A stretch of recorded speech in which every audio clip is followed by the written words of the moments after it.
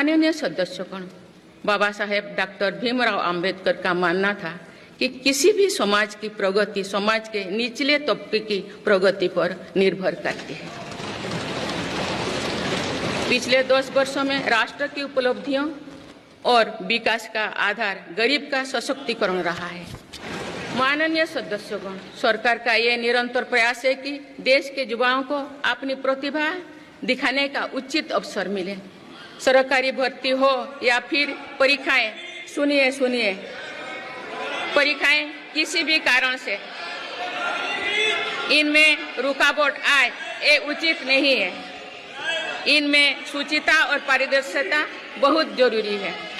हाल ही में कुछ परीक्षाओं में हुई पेपर लीक की घटनाओं की निष्पक्ष जांच और दोषियों को कड़ी से कड़ी सजा दिलवाने के लिए मेरी सरकार प्रतिबद्ध है।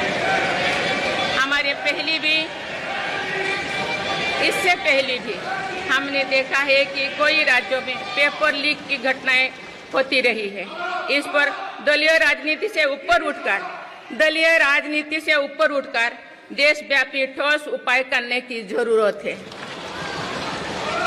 भारत का संविधान बीते दशकों में हर कसौटी पर खरा उतरा है। जब संविधान बन रहा था तो भी दुनिया में ऐसे ताकतें थे जो भारत के असफल होने की कामना कर रही थी। देश में संविधान लागू होने के बाद भी संविधान पर अनेक बार हमले हुए हैं। आज 27 जून है।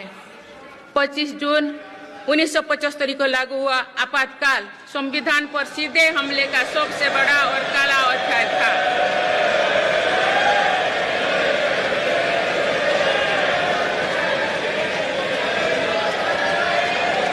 पूरे देश में हाहाकार मच गया था, लेकिन ऐसी असंवैधानिक ताकतों पर देश ने विजय प्राप्त करके दिखाया, क्योंकि भारत के मूल में गणतंत्र की परंपराएं रही है। मेरी सरकार भी भारत के संविधान को सिर्फ राजकाज का माध्यम भर नहीं मानती, बल्कि हमारा संविधान जन चेतना का हिस्सा हो, इसके लिए हम प्रयास कर रहे हैं। इसी ध्येय के साथ मेरी सरकार ने 26 नवंबर को संविधान दिवस के रूप में मानना शुरू किया है। अब भारत के उस भूभाग हमारे जम्मू कश्मीर में भी संविधान पूरी तरह लागू हो गया है, जहां आर्टिकल 370 की वजह से स्थितियां कुछ और थी। माननीय सदस्यगण,